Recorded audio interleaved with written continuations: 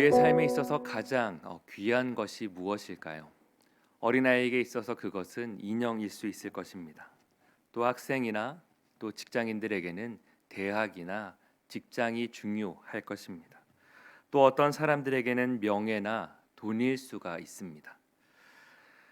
하지만 모두가 공감하는 것은 우리에게 있어서 생명이 귀하다는 사실입니다.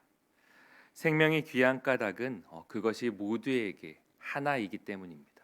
어느 누구도 여분의 생명을 가지고 살아가는 사람은 없습니다. 오늘 본문 말씀은 어제 나눈 베데스다 연못에 38년 된 병자를 고친 사건으로 말미암아 박해를 당하신 예수님의 이야기입니다. 예수님께서 박해를 당하신 까닭은 유대인들이 예수님을 죽이고자 한 까닭은 예수님이 하나님이 아버지 되심을 고백하며 하나님과 동등됨을 이야기하였기 때문입니다. 그리고 오늘 본문 말씀은 계속해서 예수님이 하시고 또 하실 일에 대하여서 말씀하고 있습니다. 오늘 본문 말씀이 증거하는 것은 예수님은 하나님의 아들이시다라는 사실입니다. 본문 19절부터 22절 말씀을 보게 되면 계속해서 반복되는 말씀이 있는데 바로 아버지께서입니다. 예수님의 모든 행동과 또 예수님이 말씀하시는 것 그 어느 것 하나도 자신의 뜻대로 하거나 이룬 것이 아니라 하나님 아버지께서 명하신 대로 행하신 대로 내가 하고 있다 말씀하는 것입니다. 하나님 아버지께서 하신 일이니 하나님 아버지께서 명하셨으니 나도 그리 한다라는 것입니다. 즉 이 모든 능력과 권세가 하나님께로부터 온 것임을 분명히 하시며 유대인들의 그 핍박 가운데에 정면으로 맞서고 있는 것입니다. 우리는 여기서 사역의 원동력을 보게 됩니다. 우리의 사역의 가장 큰 원동력은 바로 하나님이십니다. 하나님께서 우리에게 맡기신 직분, 섬김의 자리는 그 어느 것 하나도 나의 노력이나 나의 생각과 힘으로 이루어지는 것이 없다라는 사실입니다. 하나님께서 부르셨고 또 명하셨고 하나님께서 하라고 하시기에 우리가 감당하는 것들입니다. 우리가 때로는 하나님의 일을 하다가 지칠 때가 있다라면은 그때 우리는 그것을 다시금 생각하며 우리의 마음 중심을 새롭게 해야 합니다. 우리가 하나님의 마음에 합하여 움직이고 있는가? 때로는 나의 욕심이나 나의 생각, 나의 계획들이 앞장서고 있지는 않은지 우리의 스스로를 점검하고 돌아보아야 합니다. 또한 20절 말씀을 보게 되면 아버지께서 아들에게 큰 일을 하시도록 한 까닭은 하나님께서 그 아들을 사랑해서임을 말씀합니다.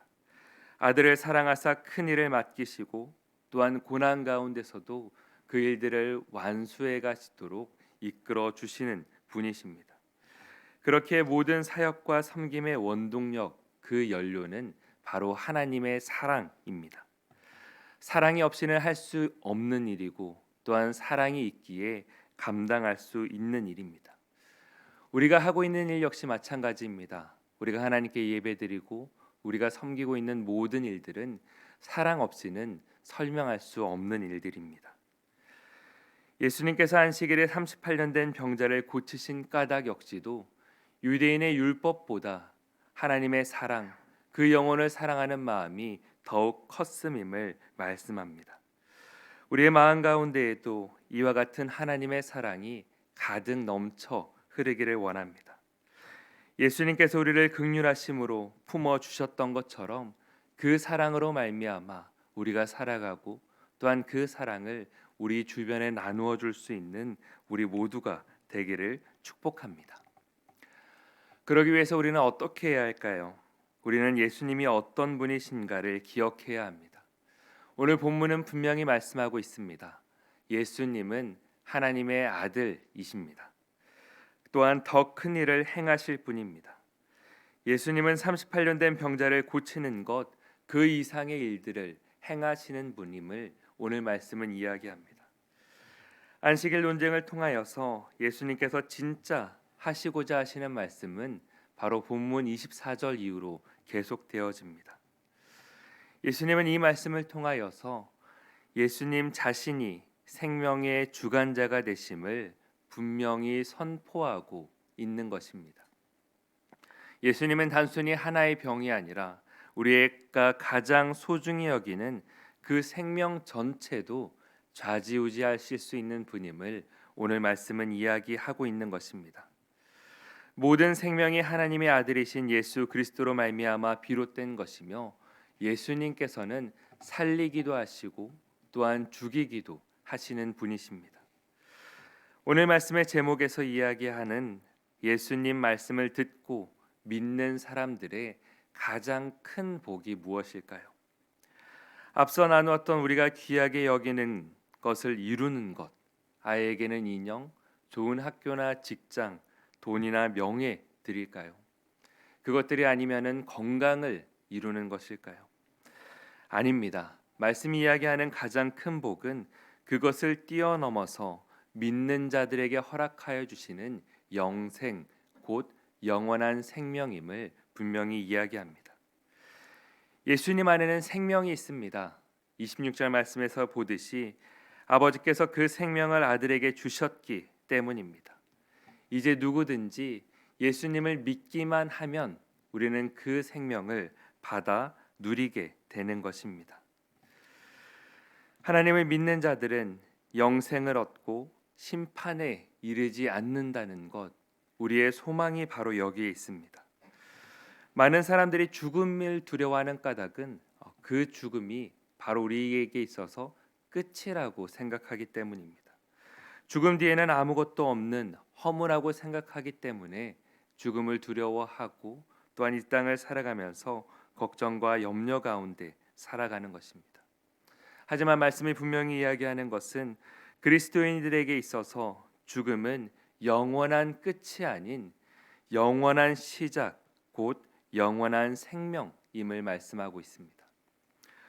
허무한 인생이 아니라 고통과 슬픔이 없는 영원한 하나님의 나라에서 하나님과 함께 예배하고 뛰노는 복된 삶을 살게 되는 것임을 이야기합니다. 그 기쁨과 소망이 우리의 모두의 마음 가운데 가득 넘치기를 원합니다. 하나님 없는 삶은 마치 안고 없는 찐빵과 같이 우리가 이 땅을 살아가면서 늘 부족과 결핍을 경험하며 살아가게 됩니다. 살면서 잠깐의 행복은 누리겠지만 영원한 생명을 모르는 삶은 늘 불안과 또한 또 다른 걱정의 연속이라는 사실입니다. 오늘 본문 말씀 마지막 절인 29절 말씀에서 선한 일을 행한 자는 생명의 부활을 얻으나 악한 일을 행한 자는 심판의 부활로 나오게 된다라고 합니다. 영원한 생명의 소망이 있는 자들은 이 땅을 소망 가운데 살아가지만 그 영원한 생명을 모르는 자들은 심판의 부활로 말미암아 불안과 걱정, 근심 가운데 살아가는 것입니다. 사랑하는 성도 여러분, 우리가 지금 서 있는 자리는 어디입니까? 우리에게 죽음은 기쁨과 소망입니까? 아니면 절망과 두려움입니까? 우리가 서 있는 자리가 심판의 자리가 아닌 생명의 자리가 되길 원합니다. 하나님 아버지와 아들 대신 예수님의 그 관계가 우리 안에도 충만히 있기를 원합니다. 그리하여 날마다 하나님을 아버지라 부르며 찾고 예배하고 또 기도하며 사랑의 관계를 맺어갈 수 있길 원합니다. 유대인들은 율법을 쫓으면서도 율법의 주인 되시고 완성자가 되신 예수님을 바로 알지 못하였습니다. 혹시 나의 삶 가운데 여전히 하나님의 사랑의 방법이 아닌 내 뜻대로 또 내 생각대로 행하는 방법들이 있다라면은 우리가 회개하고 우리의 원동력은 오직 하나님의 사랑 하나뿐임을 다시금 기억하길 원합니다. 듣는 자는 살아나리라는 그 말씀의 복이 나와 우리 가정, 우리 교회에 가득 넘치기를 원합니다. 오늘 본문 말씀의 어리석은 유대인들과 달리 우리는 예수님의 말씀을 바르게 듣고 믿음으로 말미암아 모두 이와 같은 복을 받아 누리게 되길 원합니다. 또한 이 땅을 살아가면서 하나님께서 허락하여 주신 작은 천국인 가정, 그리고 나아가 교회 공동체를 통하여서 그 복을 미리 맛보아 느끼며 살아가는 우리 모두가 되기를 주님의 이름으로 간절히 축원드립니다.